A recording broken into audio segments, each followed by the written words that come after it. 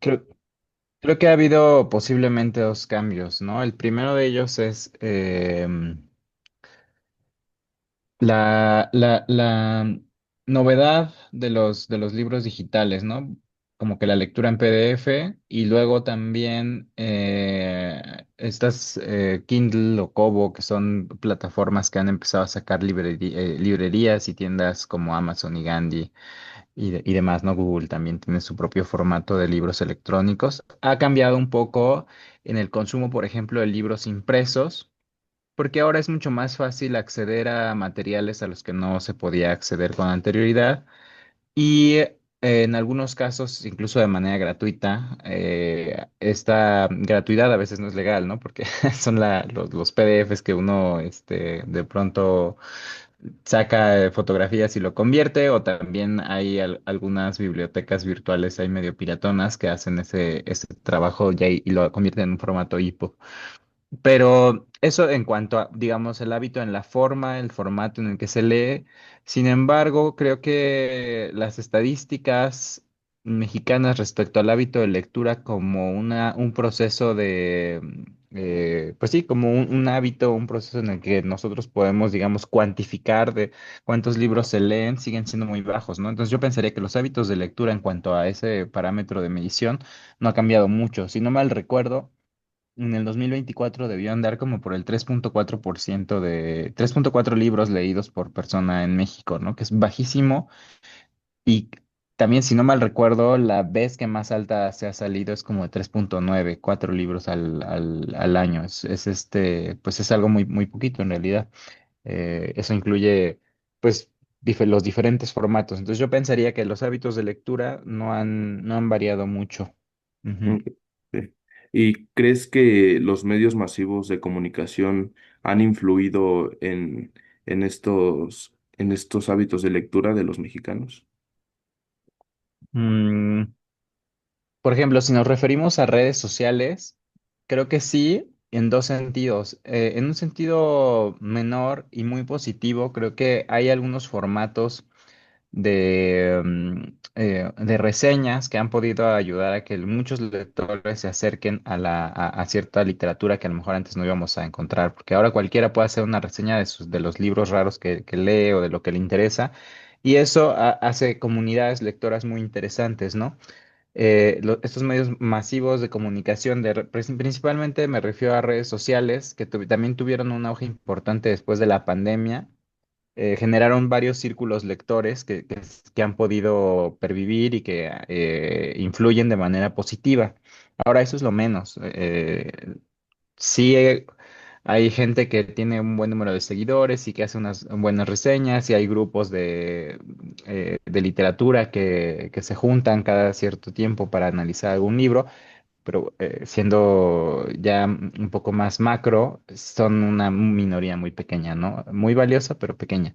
Por el otro lado, lo que ocasiona mucho los medios digitales es que tenemos una sobreexplotación de información, entonces ya no estamos como que muy aptos después de revisar Instagram, después de revisar Twitter y leernos mil cositas chiquitas, no estamos muy aptos para entrar a lo mejor a una novela, ¿no? Si tú quizá estás acostumbrado ya a esa rapidez de los 30 segundos o a los poquitos caracteres de Twitter que no me acuerdo son menos de 200. Quizá ya agarras Los Detectives Salvajes de Roberto Bolaño y ves 600 páginas y dices, no, porque no puedo, no puedo leer esto, ¿no? Entonces, en ese sentido, creo que sí han influido un poco en nuestra capacidad de atención, por ejemplo, cuánto es lo que podemos leer, ¿no? Cuánto es lo que estamos dispuestos a leer. Y no diría que es necesariamente algo malo, o sea, sí es una influencia que ha dado, por ejemplo, mucha literatura fragmentaria, ¿no? O sea, ahora los escritores están optando por no seguir los géneros tradicionales, un poco hacia la hibridez genérica, y también han contribuido a desarrollar esta escritura que te comentaba, como mucho más de fragmentos, algo más corto, que pueda ser más asequible para los lectores. Sí, claro. Oye, y hablando un poco más de esta poca lectura, ¿no? Que se da al año por mexicano y orientándonos más en el público joven, en la gente que estudia, tal vez la preparatoria de la universidad. ¿Tú crees que el hecho de que se tengan lecturas escolares como tarea, ¿no? O dentro del aula. ¿Influye en que después de estas lecturas la gente busque pocos libros? Pues mira, principalmente yo creo que en la escuela básica y media, que creo que quizá más que las lecturas en sí mismas, creo que la forma en la que se enseñan pues esta obligatoriedad de que, como sabes, es una tarea, no es una cosa que se goza. Cuando uno ya empieza a leer, por ejemplo, esos 4 libros que la gente agarra, probablemente ya no tiene la tarea de agarrarlos, ¿no? Es algo que le interesa, algo que le puede parecer atractivo, algo que puede ser disfrutable. Entonces, la forma en la que a nosotros generalmente nos invitan a llegar a estas lecturas, al menos en el modelo en el que estudié yo, ahora la nueva escuela mexicana creo que trae otra onda que en algunas cosas me parece interesante. Sí, es como de, bueno, esto es mi tarea, es una carga, no es algo que disfrute y está enseñado como para cumplir algo y no como para aprender o disfrutar ese algo que te pretenden enseñar a través de la lectura. En el caso de la universidad, creo que si hablamos, por ejemplo, porque en esta medición de cuántos mexicanos leen es exceptuando lo que tienes que leer por obligación, ¿no? O sea, por ejemplo, en el trabajo tú puedes leer 500 artículos de 30 hojas para hacer lo que tengas que hacer y no necesariamente eso entraría dentro de los libros que vas a leer, aunque sí en efecto leíste. Creo que es lo que puede causar en el trabajo, en la universidad, en el trabajo es agotamiento y ya estás muy cansado para llegar después a girar la ardilla con otro libro. Y en el caso de las lecturas escolares, creo que puede ser esta forma no tan amigable para un lector primerizo de estudiar la lengua, ¿no? Y la literatura. O también, por ejemplo, a cómo está nuestro nivel de acercamiento hacia la lectura. Por ejemplo, yo recuerdo que te recomiendan que leas. No, y no es que no puedas leerlo, pero no puedes aprovecharlo igual, ¿no? Si te recomiendan que leas a Borges, que es un poquito complejo, al principio por lo menos, que leas un poco Pedro Páramo igual, ¿no? De Juan Rulfo, puede ser un poco desmotivador porque llegas de no leer, de no tener esa capacidad de abstraer varios conceptos. Entonces creo que un poco más que las lecturas en sí mismas, es la pedagogía con la cual nos enseñaron muchas veces a recibir estas lecturas como una carga y no como una cosa que hubiéramos que disfrutar o de la cual pudiéramos aprender algo, sino con la cual teníamos que cumplir. Sí, claro. Digo, y ya pasando a un público más grande, ya lo mencionabas en tu intervención anterior, pero me gustaría que profundizaras un poco. Digo, también tomando en cuenta que tú ya eres una persona que está dentro del mundo laboral, que nos dijera si estas jornadas laborales tal vez amplias en muchos casos y los tiempos de traslado, ¿no? Digo, por lo menos yo que soy del Estado de México, muchas veces veo gente que se hace más de 2 horas de su casa a su universidad o a su trabajo. ¿Tú crees que esto sí afecta negativamente en los hábitos de las personas? Pues mira, sí, sí, definitivamente las cargas de laborales, las cargas amplias, principalmente oficios que tienen trabajos manuales físicos o mentales súper saturados, llámese la persona que está en el banco y que todo el tiempo está trabajando con su cerebro, o la persona que tiene que trabajar físicamente y quizá el momento de descanso del traslado lo quiere ocupar para dormir, definitivamente impacta no solo en la literatura, en la lectura, perdón, sino en cualquier espacio de ocio, ¿no? O sea, tú ya no tienes tiempo para descansar. Y la literatura puede ser vista como eso, o como en mi caso puede ser vista como un momento más bien como de introspección, es un momento que yo disfruto mucho, no tanto en el carácter ocioso, ¿no? O sea, yo no agarro un libro para decir me voy a relajar. A veces no me relaja nada estar leyendo cosas duras, ¿no? Que tienen algún tipo de literatura. Pero efectivamente, si llego de un día muy cansado al trabajo, es muy posible que ya no esté disponible para poder recibir todavía esa carga que nos deja a veces la literatura. Entonces sí, o sea, la sobreexplotación del cuerpo, la sobreexplotación de la mente nos deja muy poco espacio para la imaginación, muy poco espacio para el pensamiento. Eh, queremos quizá llegar a algo más rápido, ¿no? Estar en redes sociales, algo que ya esté súper digerido, quizá ver una película en la que tampoco tenga que pensar demasiado. Entonces, sí, definitivamente esta sobreexplotación del cuerpo y de la mente nos deja muy poco espacio también para el pensamiento crítico, para preguntarnos otras cosas a través de la literatura, pues menos, porque no hay el hábito. Respecto a los traslados, pues es lo mismo, ¿no? O sea, es una carga, la mayoría de los traslados son cansados.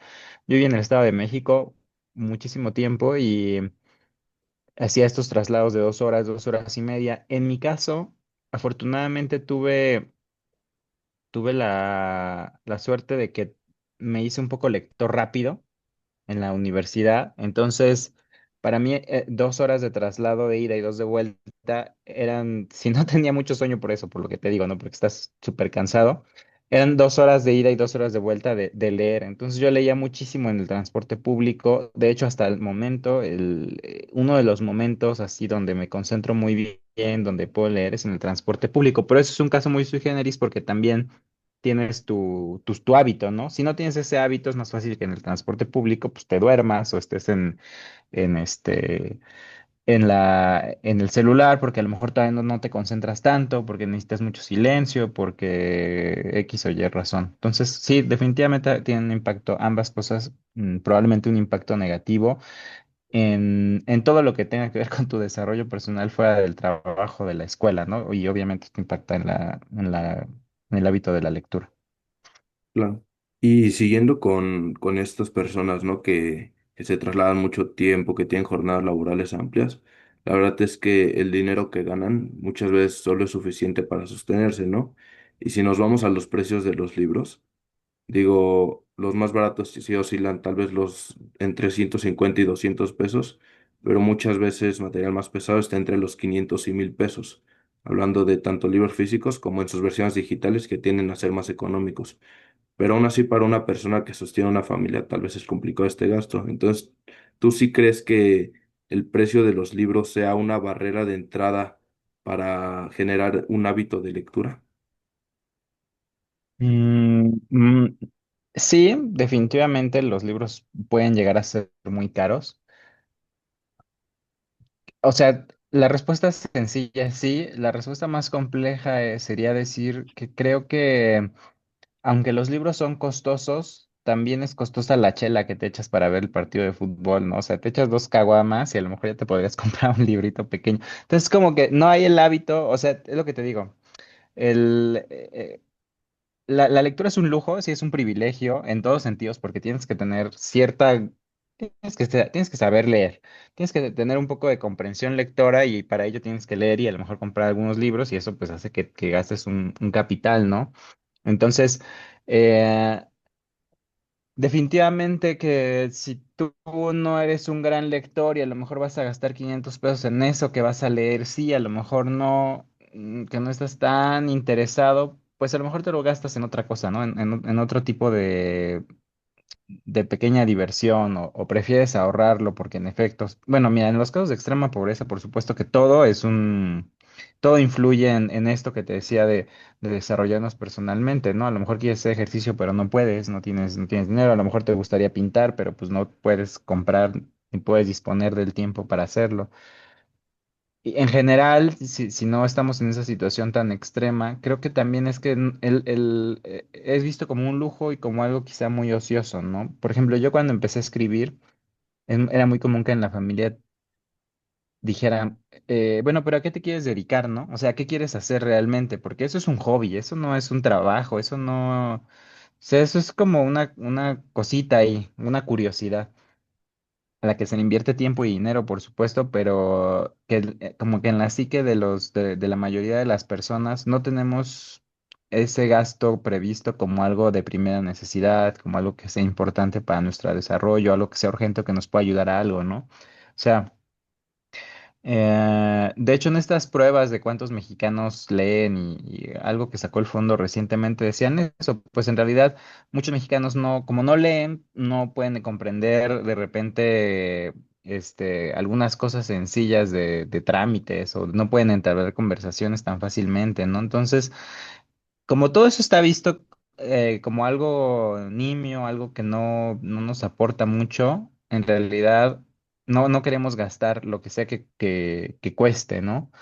Y creo que eso, más que el libro, más que el precio del libro, que sí es importante y que sí reconozco que, por ejemplo, si tú ya quieres comprar alguna traducción más fiable, alguna edición un poco eh, más linda, incluso estéticamente, tienes que invertirle definitivamente más de esos 200 pesos, ¿no? Si quieres llegar a algún autor que está traducido, alguna editorial que es de importación, tienes que apostarle a pagar ese dinero, pero más que pagar en sí mismo, creo que se trata de que no hay una valorización del hábito de la lectura. O sea, no nos importa gastar en ese tipo de cosas.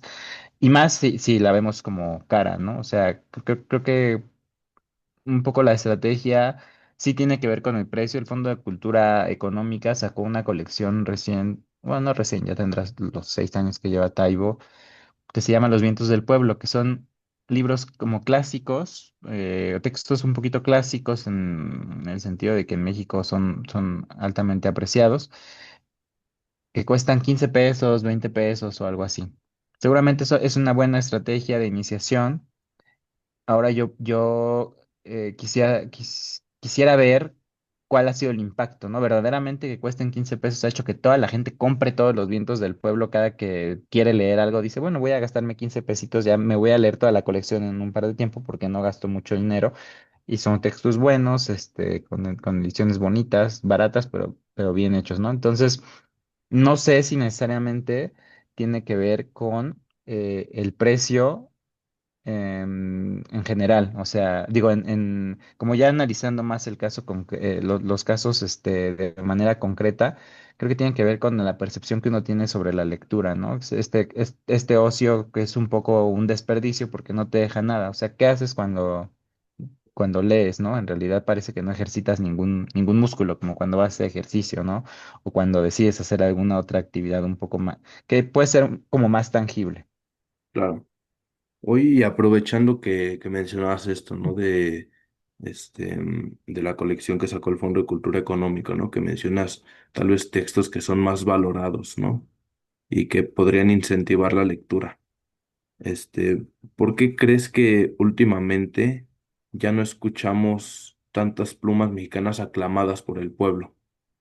O sea, digo, claro que hay reconocimiento a nivel internacional, ¿no? Pero por gente que se dedica a esto, pero el pueblo mexicano ya no te habla de sus escritores más importantes, ¿no? Ya no reconoce estas plumas. Yo no sé si algún día lo hizo el pueblo mexicano. La doctrina, el canon, la academia, claro que te van a hablar del boom latinoamericano y a lo mejor ya con tanta propaganda del boom latinoamericano cualquiera te puede decir que le suena a Gabriel García Márquez, Carlos Fuentes, Octavio Paz o Juan Rulfo. No cualquiera te va a decir que nos ha leído, ¿eh? Eso yo creo que ya es un poquito más complicado. Es decir, el hecho de que lo escuches no quiere decir que lo leas. Y en ese sentido es un poquito y lo mismo, ¿no? Pues qué padre que sepas quién es Gabriel García Márquez, pero si no lo leíste, también estamos un poco como casi en el mismo punto de salida. Creo que algo que pasó en la década de los 90, principios de los 2000, quizá incluso en los 80, es esta ruptura con estos autores que podían en general pasó en varias cosas, ¿eh? En la filosofía, en la sociología, en varias cosas pasó, que había autores que tenían la verdad, ¿no? Que su pluma tenía esta consagración, esta aclamación que mencionas, pero que no es tan fácil que dos autores que hablaron acerca de Paz en el laberinto de la soledad o Fuentes en la región más transparente, Alfonso Reyes, que hablaron acerca de México, puedan representar todos los Méxicos. Y eso es algo que las generaciones actuales han entendido mejor. Es decir, no, ya no hay un solo autor que nos diga qué debemos pensar o qué es lo bueno, ¿no? Eso fue como una consigna de la generación del crack, por ejemplo. Todas estas generaciones de la ruptura nos hablan más sobre apostar a saberes más plurales, a literatura más plural, em, ya nadie tiene ese peso, porque en realidad, ¿qué les daba ese peso para tener esa pluma? Hay autores Bueno, para empezar, por ejemplo, podríamos criticar que todos eran hombres, ¿no? Y ahora estamos recuperando autoras buenísimas en el mismo nivel de los escritores del boom, que no fueron aclamadas, y es como respondiendo a esta razón de la aclamación, ¿no? Bueno, pues porque son hombres, porque están establecidos en una determinada clase social, porque son apoyados por ciertos grupos, ¿no? De nadie es secreto, no es secreto más bien que Carlos Fuentes, Octavio Paz, pues, fueron beneficiarios por gobiernos priistas, ¿no? Que estuvieron en embajadas, etcétera. No de mérito para nada su obra con este comentario, más bien que lo que quiero decir es que siempre estuvieron cerca de círculos, que permitían que su literatura pudiera ser escuchada, que sus propias condiciones permitían que su literatura estuviera escuchada, que claro que fueron súper creativos y que innovaron muchas cosas. Yo no lo niego, más bien que esta aclamación ya no puede venir del mismo origen, en este caso, ¿no? Entonces, quizá no lo escuchamos porque la mayoría no estamos escuchando en general nada de la literatura, ¿no? Y te preguntaría, ¿no? A lo mejor preguntémosle a nuestros abuelos, preguntémosle a nuestros padres si realmente saben quiénes son las plumas aclamadas del pasado, ¿no? Además de estos autores, preguntémosle si saben quién es Jorge Cuesta, quiénes fueron Salvador Novo, Efraín Huerta, que son autores súper consagrados, que son autores muy buenos, pero que yo creo que aunque eran estas plumas aclamadas, no, la literatura nunca ha estado tan cerca del pueblo en México, ¿no? Hay muy buenos escritores que lo han intentado y que han escrito sobre el pueblo, pero para quienes lo hacen o quienes lo leen al final no siempre es la gente. Entonces esta aclamación creo que es un poco una máscara, ¿no? Una ficción que no fue real. No sé, pienso en Monsiváis, quizá él pudiera haber sido Elena Poniatowska, que igual y la mayoría las conocemos, pero por ejemplo ellos tienen que ver mucho con su trabajo periodístico, que es un trabajo, pues como tú lo sabes, de campo, ¿no? Que es para comunicarle algo a la gente que no necesariamente es la crítica especializada. Actualmente, por ejemplo, creo que una pluma que podría resonar en ese sentido es esta Cristina Rivera Garza, ¿no? Que ganó justo el Pulitzer este, por su novela El Invencible Verano de Liliana, que resuena mucho en problemas estructurales, ¿no? Pero aún así, Cristina está rodeada de muchos otros escritores muy buenos que ya no tienen esa connotación de aclamación. Sigue habiendo mucha gente que conocemos, que es aclamada en los círculos literarios, digamos, pero en el pueblo yo sí haría como dejaría la pregunta al aire si en algún momento realmente, no por la visión histórica que nos pueden decir que quiénes fueron las plumas aclamadas, realmente hubo alguien que fuera una pluma mexicana aclamada por, por la gente de a pie como nosotros, ¿no? O sea, como yo puntualizaría la pregunta en de dónde viene esta aclamación, quién la hace y nosotros en nuestra generación la escuchamos. ¿Por qué? Pues porque la vemos en un libro de que alguien dijo que ese era el escritor del momento, como a lo mejor en 20 años alguien dirá que Cristina Rivera Garza era la escritora no lo sé. Claro, muchas gracias. Oye, y ya para ir cerrando, me gustaría saber cómo crees tú que es tal vez más orgánico y no correcto, ¿no? Pero sí orgánico, adentrarte un poco en el mundo de la lectura cuando no lo estás y cómo es posible, desde tu punto de vista, compaginarlo con tus actividades de todos los días. Ok, qué buena pregunta.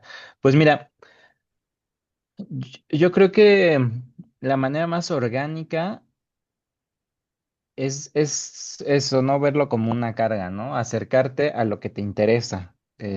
Acercarte sin ninguna pretensión también muchas veces es como, no, pues es que yo leo mucho, yo ya leía Borges y ¿cómo voy a empezar leyendo libros para niños? Yo qué sé, ¿no? Pero me te voy a platicar una cosa que pasó que creo que se me hace muy orgánica para empezar. Yo trabajé algún tiempo en la Cámara de Diputados y en el Consejo Editorial de la Cámara sacaron una constitución para niños. Y en la cámara hay mucho personal basificado, que no siempre tuvo estudios universitarios, son más bien como técnicos o hacen apoyo, mensajeros, etcétera, ¿no? Pero con el paso del tiempo, pues ellos mismos noté que piensan como, bueno, pero es que yo no sé nada acerca de, o sea, sé muchas cosas en la práctica, escucho, bla, bla, bla, pero tampoco sé cómo funciona la Constitución, ¿no? Y aquí es donde las historias se cruzan, porque en algún momento vi que ellos estaban estudiando la Constitución con la Constitución para niños. Eso sin tanta pretensión como de, no, ¿cómo voy a llegar? Yo ya soy un adulto que lleva 20 años trabajando en la Cámara. ¿Cómo voy a llegar a estudiar la Constitución para niños ilustrada con el artículo, en vez de tener 400 palabras, tiene tres, este, y no llegar a leer el libro así, la Carta Magna de 1917, ¿no? O sea, y los vi estudiando con esa constitución y aprendiendo algunas cosas, pues porque en efecto es un texto técnico, o porque a lo mejor no tienen el hábito de la lectura y eso está diseñado para que uno tenga una fácil, que pueda aprender con H y sin H bien los conocimientos establecidos ahí de manera fácil, no a lo mejor con el tecnicismo jurídico, porque a un niño no le importa todavía saber el proceso de amparo, solo quiere saber, o sea, solo le quiere uno explicar que tiene un derecho y alguien se lo tiene que garantizar. Fin, ¿no? Es todo lo que debes saber a lo mejor cuando eres un niño y a lo mejor si te interesa, ya te empiezas a preguntar cómo más adelante. Algo así, ¿no? O sea, a lo que voy es con ninguna pretensión empezar por donde se te hace fácil, por donde se te hace interesante, a lo mejor no es el texto más culto, pero no importa, o sea, en realidad tenemos el derecho a leer lo que se nos antoje y esa creo que es la manera más orgánica de hacerlo. Otra cosa, algo que yo hacía mucho cuando empecé a leer, primero era ese error, ¿no? Querer leer, empezar a leer, yo qué sé, la Ilíada, ¿no? O textos así súper densos que a lo mejor no estaba listo para ellos, que no tenía ganas, que no me parecían interesantes en ese momento.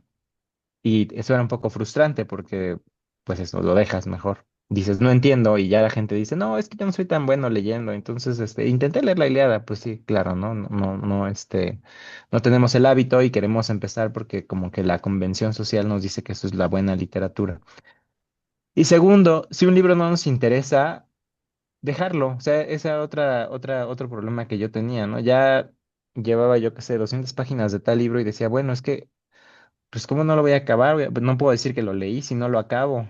Lo estoy sufriendo y estoy avanzando súper lento porque no me gusta.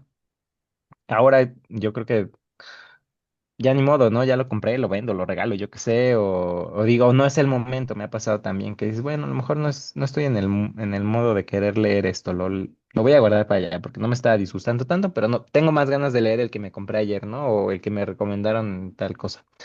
Entonces, dejarlos. O sea, yo creo que a donde voy con estas cosas es que no sea eso una carga, que no sea una pretensión que debe ser algo que debes disfrutar y que debemos entender que tenemos derecho a leer lo que sea. Y si para ti tiene sentido leer Padre Rico y Padre Pobre, bueno, pues está chido. A lo mejor luego ya vas a acabar en el Capital de Marx, yo qué sé, ¿no? O sea, si para ti tiene sentido leer un libro para niños que escribió Álvaro Enrique, a lo mejor luego vas a acabar en sus novelas, que son buenísimas, ¿no?